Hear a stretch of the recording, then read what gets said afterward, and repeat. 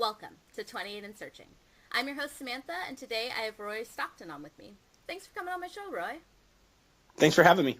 So tell us a little bit about yourself. Where are you currently located? How old are you? How many years have you been in your industry? That sort of thing.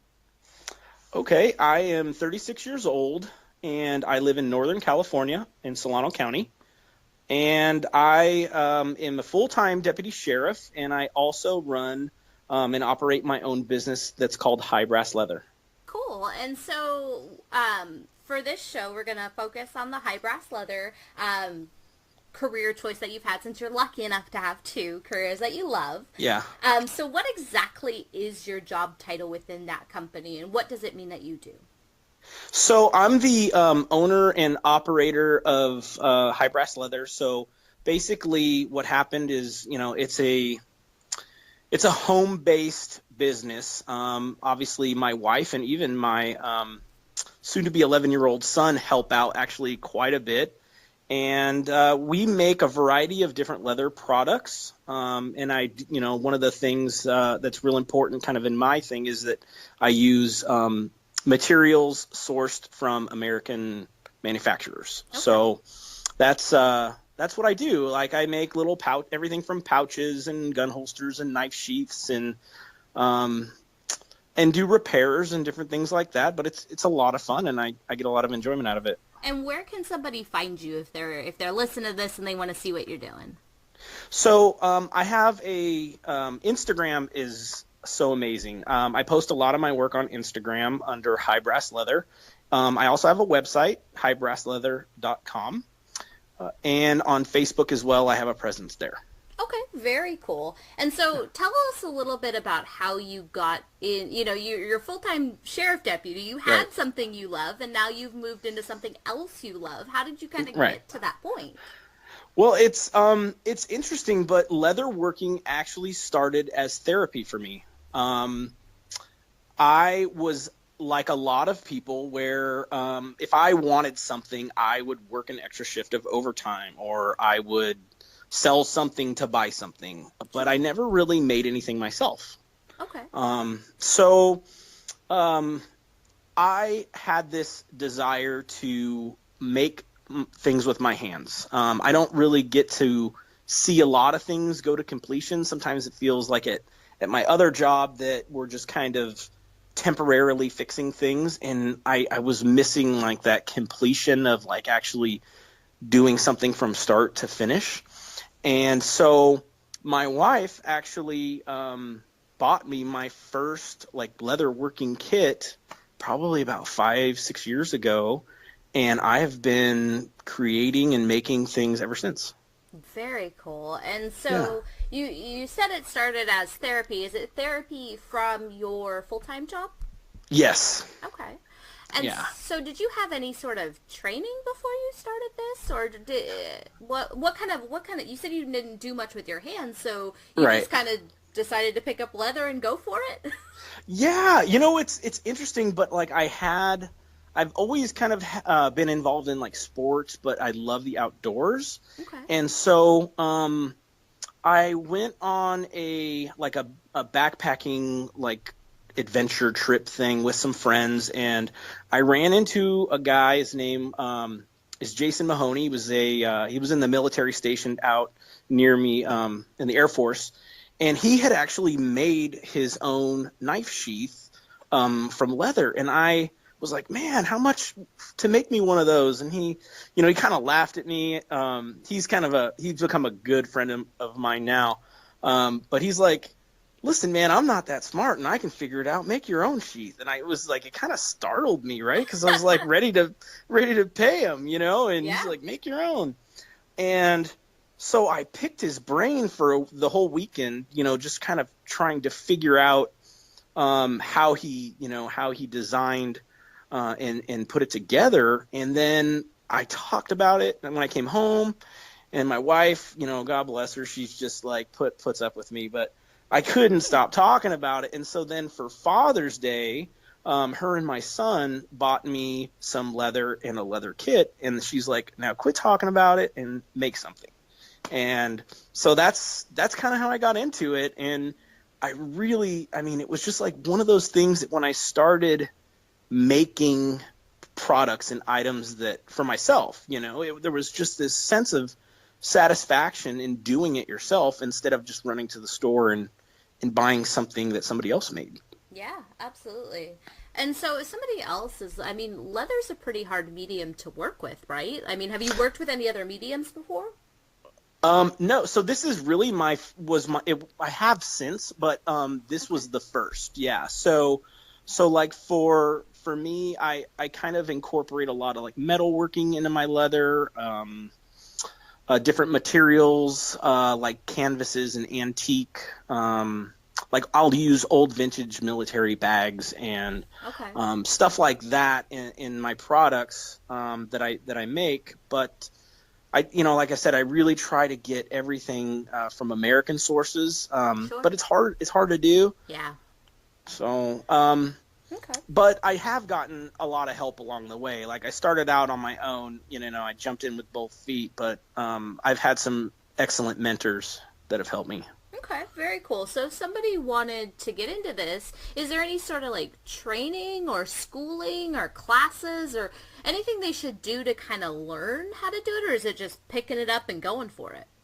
Well, I certainly think that you need to be prepared to make some mistakes, and you should never stop yourself from trying to do it yourself. I think that you learn a lot from the trial and error. Mm-hmm. So, but for me, I got some help from a local saddle maker that does some classes and has a shop here locally, and he gave me the best instruction on the things that were the most difficult for me. So I definitely think it's one of those things that if you're interested in, sure, you can watch YouTube, you can download templates and stuff off of Etsy for different things that you can make, but having that personal interaction with somebody that has experience is going to be your best bet. And most of the people that I've interacted with are really good about sharing and helping new people get introduced to leatherworking. Yeah, and the saddle maker, I wouldn't have even thought about that, but that makes a lot of sense because they're out there. So I didn't even think about doing that. Yeah. Yeah, most of your leather workers are they deal with shoeing, like fixing your shoes and different things like that. But I got my help from Giovanni Zapata. And he owns Saddleberry Saddle Shop, or Castleberry Saddle Shop, excuse me. And he, is very familiar with the equestrian horse stuff. And I don't do a lot of that because I didn't grow up, riding horses. I don't ride horses; they're so expensive. Yeah. I would love a horse, but I just I'm not super familiar with them. But I think that the people that would be better at doing leather in those areas because they've ridden horses. They know how to saddle a horse. They know how to put all the tack on. And so naturally repairing it is going to come, I think, easier to people who are familiar with leather in that area. So that's a very interesting point to make because there are different focuses for leather work. So, I mean, like you said, the cobblers and the saddle makers. And so what are you falling into when you talk about leather making? What are you predominantly making? So I make a lot of gun holsters because in my other job I have a ton of people that see my leather work and they're like, hey, can you make me a holster for this? And so that is a large part of my business.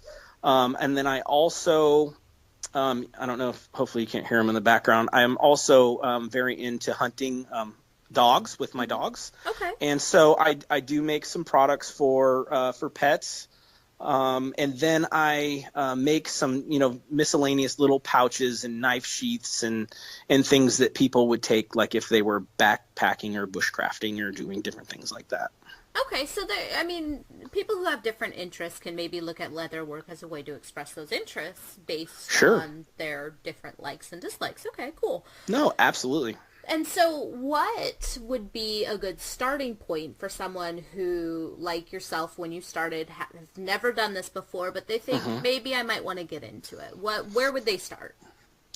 Um, I I think the best place to start would be to find a product that you would like to use that you could readily or accessibly buy at the store and try to make it yourself.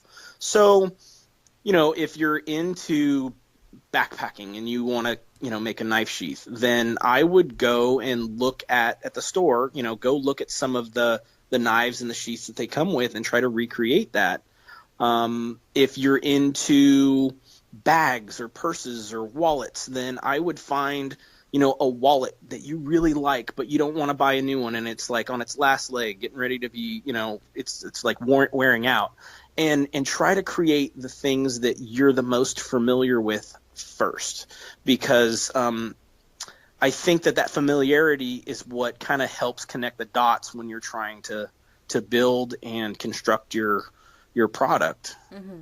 Your item, yeah. Yeah, that makes a lot of sense. And so if somebody, because of course there's the leather work that you do, but you also Sure. own your own business. So Right. what type of personality traits are going to work best in your industry specifically, Mm-hmm. where they can own their own business or do leather working? What's it going to take for somebody to do that? Well, in addition to just learning the craft, I think that you have to be personable with people. In today's society, it's so frustrating when you call because you have questions about a product that you want to purchase, and you get that answering machine that we all hate, and it's like a phone tree, and people just get frustrated. Or you go to a website and you find stuff, and it's sometimes can be hard to get the answers for the questions that you want. So I think you need to know your products. You need to know where your materials come from, and you need to be able to talk to people and answer their questions and be flexible with some of their requests, because, once you get to the business part, it's not about making stuff for yourself anymore. It's about making things for somebody else. And, the custom niche with leatherworking is kind of the draw, right? I mean, anybody can buy something. They can go on, to a major store distributor and buy something overseas, but often those products, they just make what they make. They don't they don't customize products specific for you, and that's where finding somebody that does custom leather work and makes a variety of different products is really amazing, I think, because you have a one-of-a-kind thing that that will last a lifetime. I mean, I guarantee my products to last my lifetime. I can't guarantee them past that, but but I think that's important, is finding people that are so passionate and proud of the stuff that they make that they're willing to to make you your product, the product that they want, and stand behind it. So I think you have to be somebody that's willing to recognize that, sometimes you are going to maybe make a mistake or have to fix something, and that's okay. You also need to realize that you're going to get some interesting requests, for different things to people to make, and just try to be as professional and helpful as you can, So I think that's important. Yeah. And so do you think that, do you talk to like a lot of customers? I mean, do you interact a lot with people, or do you have somebody else do that for you? No, so I typically do a lot of the, someone will want X whatever, a wallet, and so they'll say, hey, I really want a wallet with my company's logo on it, right? So I want a 28 and searching wallet. Sure. And so I go, perfect, no problem. I have manufacturers that make me custom stamps, and so I would order that and then basically figure out what artwork they would want. And so there's a lot of personal conversation. It's not Okay. I don't have like an order form. It's a lot of it is through social media, Facebook Messenger, Instagram, things like that, where I can really make sure that I'm getting them what they're asking for. Okay. And so what is the worst possible personality trait that somebody could have, where if they were this type of person, they should just stay away from leatherworking and owning a business in the art community like you do? The worst. Wow. I think that if you're the type of person that just does just enough to get by, like it's good enough, like if that's like your mentality, this is not for you because you have to be somewhat of a perfectionist. You have to take some pride in the stuff that you're making because it's so easy for people to buy from superstores and other places that if you're really trying to be successful in this market, quality is going to be what sets you apart from them. Okay.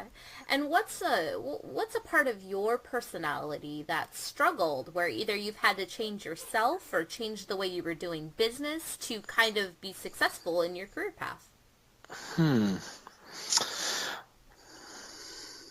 Well, in the beginning, I was giving too much away. So like I get excited about the things that I make. And I think that if you're going to do a job, you should be excited to do it. It shouldn't be like that, oh, I got to go to work, So I get really excited about my work, and people would see some of the, like the holsters. I go to work and I got a new holster that I made and I'm all excited, right? And I'm wearing it. And then somebody's like, oh my God, I really like that. I can you make me one? And then you're like, yeah, I'll make you one. And then you run out of leather, and you're like, God, I need to buy more leather. I don't have any more leather. So I think in the beginning, my biggest, the thing that I had to realize is that if I'm really going to make a business out of this, then I need to kind of curb, hooking your friends up every time they ask, and instead, maybe give them a friends and family discount, but that I had to really curb that because I gave a lot of stuff away, which I love. I still love giving stuff away, but I'm better about it now. So. Yeah, and I've honestly, from the artists I've talked to, that tends to be, because people are excited. They want to create for people. That's why you're doing it, right? So, and it's hard to always price yourself. Right. Yeah, that was really difficult as well. Is like, how much is this stuff worth? Like, and figuring out, what your time is worth, and that's difficult to do, and and it's okay because some people are going to say no, I'm not going to pay that. So you just kind of have to, you have to figure those things out for you, and most people at some point in time when they go into business for themselves figure those things out. So it took me a while, but I'm happy. I feel like I charge a competitive and fair wage for my products, and people like them. So yeah, absolutely. Yeah. Okay, and so since you're kind of, you're in your own business, there's not really a ladder or lateral move with it. But if somebody's looking to leatherwork, I know we talked about the different industries. Do you think they function kind of differently than what you do? Do you think you do different things than other leatherworkers maybe? Yes and no. I mean, I think it's both. I think that you don't necessarily have to go into business by yourself. There's a lot of people that, like in the shoe repair business, in the saddle business, that need help. And it's a very specialized field. So, in the beginning, maybe even taking some classes or doing some volunteering. I mean, I think helping out and learning is great, right? I mean, especially if you're passionate about it, it's like, to just hang out and learn and soak in that knowledge is a great opportunity. And a lot of times if you work hard, then, in those areas, they want to keep you there. So because there's not a lot of people that know how to saddle stitch and, and do different, make different types of leather products. So I think as far as climbing up, I mean, I think I've always believed that self-motivation is the key that raises a person to any level that they seek. Yeah. So if you're highly motivated and you want to own like a giant startup company where, you start like a big Kickstarter type deal and you're going to go big and have employees, then great. Like, I think that's awesome. But for me, being married and having a son and having a full-time profession, I was kind of realistic at knowing that this isn't going to provide better for my family than what I'm already doing. So for me, this is a way that my son can, he's in a Ninja Warrior right now. That's like this parkour stuff. And so it's a way for him to sign him up for those classes. And sure. and take my wife on a date and, and help some different good causes too. Philanthropy is, I think, an important part of any business model. I think if you're not investing in your community and in your customers, then you're missing out on those opportunities. And I think people really like to stand behind products that are, out there trying to do good. Yeah, absolutely. And so what do you think that maybe some of the drawbacks would be about choosing this as a profession? Well, leather isn't cheap. The tools aren't cheap. And the quality of the leather that you buy is important when you're trying to sell versus when you're trying to learn. So there's some balancing when it comes to that.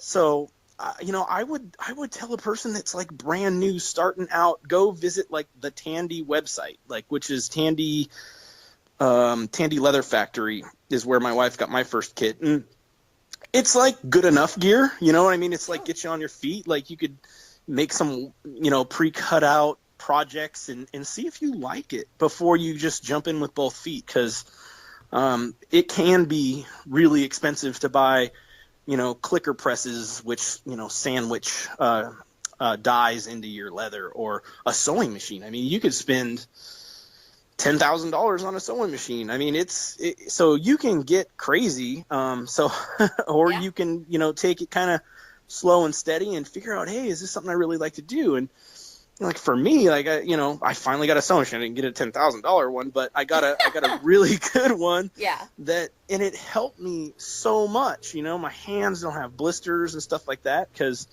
in the beginning when you're doing everything with a needle and pliers, pulling it through the leather, it's hard, but that's how you really learn. So is by doing it by hand, and then once you get the machines, you really appreciate them. So. Sure. And so what has the market kind of been like for you? Like, is this a market where somebody, if they wanted to make it their full-time gig and, this is the only thing they're passionate about, would they be able to do that based on your experience? Yes, I would say it depends on what products you want to make. So, there's different schools of thought. There's hey, I'm around people that ride horses, and so I am going to do horse saddle repair and maybe make a saddle for that, and sell those. Sure. But, the repair side is kind of like one area, and then there's the people who fix shoes or make shoes. So I think that if you're going to make it, you kind of have to really narrow down the products that you want to make. I wouldn't be all over the board. I would say, if you want to do knife sheaths and wallets and stuff like that, that's smaller leather projects, I think that's a little easier to kind of diversify the small everyday product things that you use versus, I know the saddle stuff really intimidates me. I mean, it is. It's just because I'm not familiar with the horses, and you can hurt the horse, you can hurt the rider. I mean, there's a lot. So there's different applications and different things that are really important to learn. And I think until you really narrow down your focus, you never really master that area, or an area. So that's going to be an important thing for somebody who wants to make this a career, is to figure out what they want to do and do that and become good at that. Yes, I would say yes, absolutely. And I think they'll figure that out really fast. Like somebody that listens to this and they're like, wow, making leather stuff would be cool. Like, they're going to picture things in their head, like, immediately that they want to make. So, well, and that, you talked about communities, too, and I think that kind of helps sales as well. Like, because if you have a community around you of people that are interested in what you're selling, that kind of helps with marketing, right? Totally. And word of mouth is the best advertising, especially with startups like this, So, with a connection to law enforcement, in the beginning, a lot of my products were law enforcement based, because when I was at work and I needed something and I decided I wasn't going to buy it anymore, I made it. And then when other people saw it, they're like, hey, will you make me one too? And then that's kind of how it started.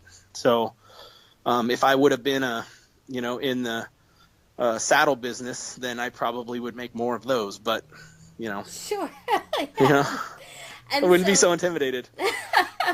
And what has been your worst day as a leather maker so far? Oh man, worst day as a leather worker. I think the worst was when I had I've had stuff get lost in the mail, and that's like always frustrating, but that's not really my fault.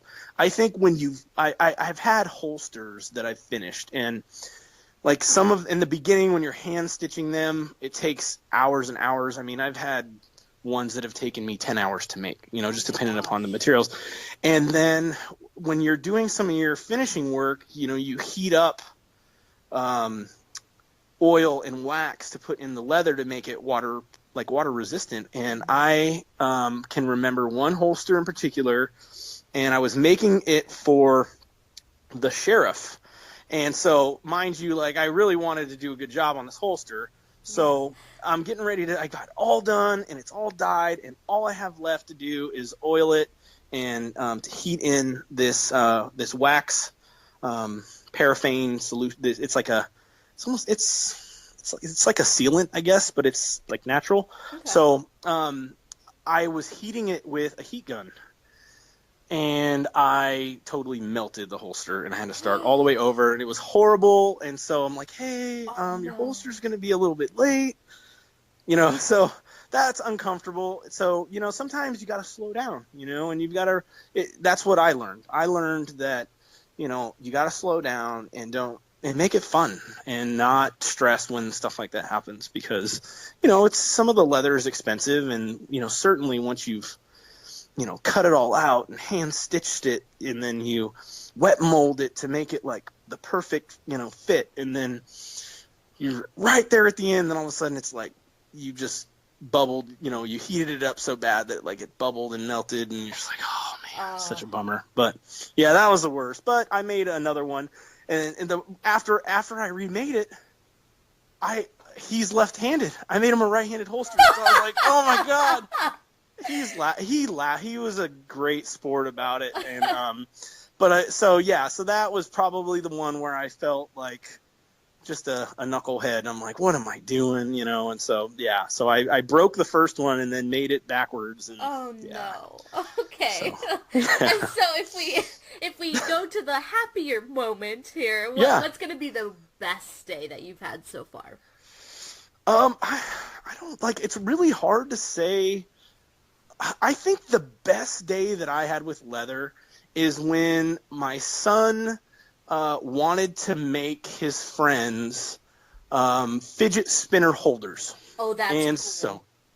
So it's like, wow, because he puts up with me being, in my little shop building stuff all the time. And so it was really cool, and he got to stamp their initials in it himself. He stitched it by hand. I wouldn't let him use a machine because he'd hurt himself. But but I think that was my best day, because it was like something that we enjoyed doing together. And he's 10 years old when he did this, and so there's not a lot of kids that age that that make stuff like that and give it to their friends. And he was just like so proud. And you see your kid proud of something that they made. It just totally made it like an awesome memory that I'll never forget. That is a pretty awesome memory. That's pretty cool. Yeah, my wife has surprised me too. I mean, I remember she watched me make, I want to say 15 of these like little pouches that had like old World War II era canvas on them, right? And I was making them, and I made so many of these things, and she watched me do it just to hang out with me. And then I worked nights, so I woke up from one afternoon after working, and she goes, hey, I made you this. And she made me one, like just from like watching me. She used the machine because she's older, but you know. But like that would be, I think, the best. I love seeing people excited about doing something that I'm passionate about, but when it's your family, it's just super special. Those are things I would never get rid of. Yeah, that's pretty awesome. Yeah. And so if we kind of segue going into what are some of the other benefits that people might find by making this their career path? Well, you don't have to buy Christmas presents anymore. Uh, you That's a don't. pretty awesome, because I have 9 nieces and nephews and like 14 adults to buy for, so that would be Yeah. amazing. No, I mean, you can literally make so much stuff out of leather. I mean, whether it's like Bible covers or field journal covers, wallets, purses, you can make um, gun holsters, or Yeah. for people. Just there's so many different products that watch bands. I mean, I've made watch bands before for people, and it's just so I think that being able to make in the grand scheme of things, like a minimal investment in some materials that you would use in the business, you're able to make some incredible, unique, one of a kind gifts for birthdays and Christmas that people will have forever. And I enjoy doing that the most. So Okay. yeah, I think that's a good benefit. Yeah, I think that's a great benefit. Well, and you can, I mean, based on you having 2 careers, you can kind of make your own hours too, right? Oh, totally. Yeah, you work at your own schedule. I mean, there's still timelines when you take in custom orders and stuff like that, but Hmm. the longer that you do it, the better you are at figuring out how much time it's going to take you. In the beginning, you really can't charge by the hour, because you're not going to be as efficient as you to I think make so. to make your products sellable, like to make them affordable. So, but once you really start to dial in your craft and you figure out what you're doing, then you can make your own hours and you can forecast kind of how long things are going to take you. Okay. And what do you think is the one thing you love most about doing this? I like creating. I mean, I look at it as art. Yeah. Like I said, like I mean, some of the things that I like I'll hammer brass and then force patina it with flames, like with a torch, and inlay that in leather. So I love being able to be as creative as I want to be. So I think whether it's tooling leather, like that's a area that you can kind of dial yourself into, where you're scoring leather with like a small knife, and then you create shapes and designs, like the old Western stuff with the flowers and paisley patterns. And so, I mean, I like that you can be an artist, that you can kind of stamp your own mark on the leather that you create. So Yeah. I think that part is really neat. I mean, everything is. I mean, you have the ability to be different from everybody else in this market if you want to be. Okay. And so what was the moment where you kind of knew you were gonna make this a career? You were gonna, you already had a full-time career. So what made you want to go for high brass leather? Okay. I mean, I guess there's a couple times where I was like, wow, is this really gonna, like, can I really do this? I think when I made a website and I got like my first website order, that was kind of a big moment where I'm like, I can do this, but um man, I think I mean, it was certainly cool when the sheriff got a holster from me. That was Yeah. pretty neat. But I think when you make stuff for people and they're like, oh my God, where did you buy this? And they're like, no, I made it. And you're like, come on, quit messing with me. I think when people started to recognize that I was making things that looked like the quality of something that you would buy from someone that had been doing this forever, is when I was like, wow, I think I can do this. Like, I fooled Auntie Greta, she thinks I spent like $500 on some custom leather thing for her, but it's, so I think when people, refer you too, that's the other thing. It's like, you make something for someone, and like other people Facebook's great for this, right? You post a Yeah. picture of something, and then like, 5 or 6 people like, oh my God, where'd you get that? I need one. And then they're like, oh, you got to hit up Roy from High Brass Leather. He does great stuff. That's kind of what you want, right? And when you start hearing people, when there's that demand, when people are like, will you make me one? I think is when you jump, that's how I did my holsters. It's like, I couldn't find a holster for an off-duty gun that I carry. So I made it, and then I still have it. It's terrible, but man, I was proud of it when I made it. And then, Yeah. it just, it led me to where I'm at now. Where I make a lot of the holsters for that gun. Sure. And do you think your involvement and the community that you've surrounded yourself with has kind of encouraged you to create this as an actual source of income? Yes. The community, I've been so fortunate to have surrounded myself with a lot of positive and encouraging people that have just said, "Yeah, you need to do this. You need to do it."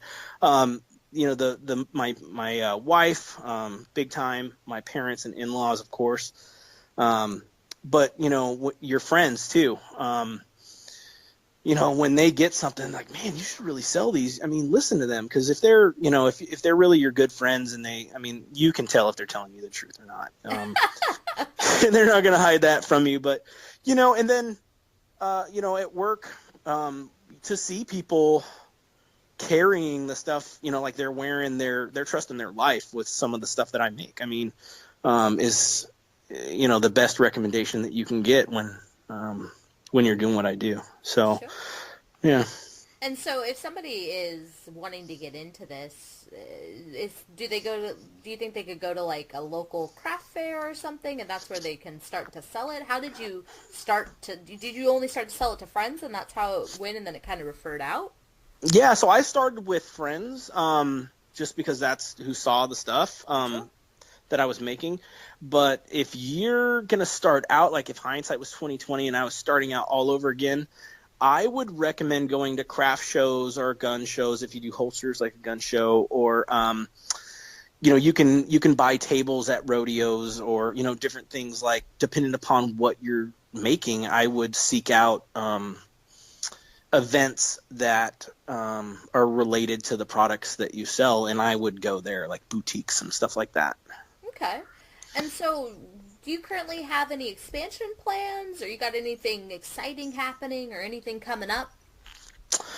Well, I am in the process now of adding some stuff to my websites. I just started wholesaling to an EDC vendor, which stands for Everyday Carry. It's kind of a rabbit hole of craziness, but it's awesome.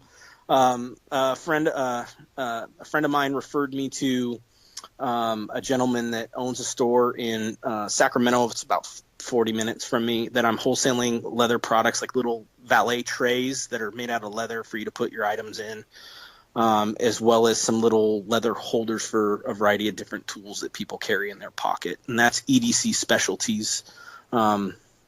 So wholesaling is like my next step, where instead of having to ship out, 25 products to 25 different people, Sure. I'm able to, I've reached a point in my efficiency that I can make 25 products. I can wholesale them to a vendor that, can deal with the individual distribution. So that has been just wonderful. And it's given me more time with my family. So that's my expansion, is to do more wholesale leather. I mean, I enjoy the custom stuff, and I'll always do that because, like I said, that's my therapy, is kind of creating and making new things. Yeah. So, but I enjoy the fact that the business, the quality of the stuff that I've made, has allowed me to reach out to some of these people that are able to sell 100 trays in a month, and I don't have to ship 100 of them, which is great. So Yes, I can imagine. Okay, yeah, so we've that kind can of be gone. daunting. Oh, So I don't doubt it. Shipping is no joke. And it's yeah. probably, I mean, it gets kind of, expensive and time Yes, and when consuming stuff and, gets lost, it's oh, just, yes. it's horrible. So then you're responding to people because stuff gets lost, and Yep. I insured everything. I just bit the bullet on the shipping and was like, this is so crazy that I have to pay you to insure that you're going to deliver my product, but whatever, it's like, Yes, yes. yeah, Okay, yeah. so we've kind of gone through, what it means to work with leather and have Hmm. your own business doing that. So I just have a few more questions for you. Sure. What did you want to be when you were a kid? Oh, wow. Um, when I was in high school, when I was going to college, I used to play that computer game Sim City, like where you like build a city Yep. and like everything grows or it's like horrible because some natural disaster like wipes out your infrastructure or something. But I wanted to be a city manager because I like really enjoyed that game. And then I went to college in a small school called Beloit College, and Beloit kind of it kind of advertises itself as the place to go if you have no idea what you want to do. Oh. So I went there, and I had a wonderful professor, Georgia Durst-Lottie, that I think she recently retired, but she helped me get an internship with a city manager in Beloit, Wisconsin. And so I worked for a woman named Jane Wood for 3 years. I interned with them, and I unfortunately learned, or fortunately, depending upon how you look at it, that is not what I wanted to do. So, yeah, it's just, wow. It was just brutal. It was like, 70-hour work weeks, and I mean, so many upset people, and it was like, wow, this isn't like, not really fun. I don't get to like click here and then the building's built in like 5 minutes. It's like, Yeah. So yeah, that's why I wanted to be a city manager. And that's actually when I went on my first ride along, and that's what kind of steered me toward law enforcement. It was after that. So everything happens for a reason. But I'm glad I'm not a city manager. I'm happy with what I'm doing. So yeah. And so what is the one piece of business advice you've received that's the best that you can recall? The best piece of business advice. In addition to just doing something that you're passionate about. I mean, I guess that's, to me, your attitude is so important. Take a break if you start to become overwhelmed or frustrated with doing leather work or doing your job. Like, it's important that you spend time with your family. So I think making sure that you're not working so hard that you neglect the other aspects of your life is one of the most important things with being in business, especially for yourself, because there's a tremendous amount of pressure for your business to be successful. And you can find yourself, if you're like me, like really just diving in head first and like, working a full shift and then coming home and then grinding out for, products for, 10 hours, and you're like, oh my God, now I got to get some sleep because I got to get and go. I mean, you got to take time for your family. So for your loved ones. Yeah. And what would you say to somebody who's currently discouraged, who doesn't feel like they're in the right career and they're not right sure what they want to do? What would you tell them at this point? They're not alone, certainly. I mean, there's a lot of people that are miserable with the stuff that they do. But when you can make the things that you're passionate about or that you enjoy, if you can get paid to do those, do it. I mean, and you don't have to be the biggest guy on the block selling, whatever you're selling. Figure out, make stuff that you like to make and offer them to people. Initially, I would say, share them with your family and your friends. Like I said, Christmas gifts. Like when you start handing out really cool stuff to people, or donating it to different causes, it gets your name out there, and it allows people to kind of see the stuff that you're making, and it helps you with advertising. But it also, people want to support people that are charitable, that are giving, that are thoughtful of other people. So I think if you're going to get involved with something that you're thinking about making your business, don't forget about your community. Don't forget what it is that you love about that thing that you're going to make when you start getting money for it. Okay. Yeah. Like, absolutely. So thank you, Roy, for coming on and talking to me about leather making and all what you're doing. Yeah. Thank you for having me. If you like this episode or you're looking to change your career, go to 28andsearching.com or become a patron to get exclusive content sent directly to you. See you next week.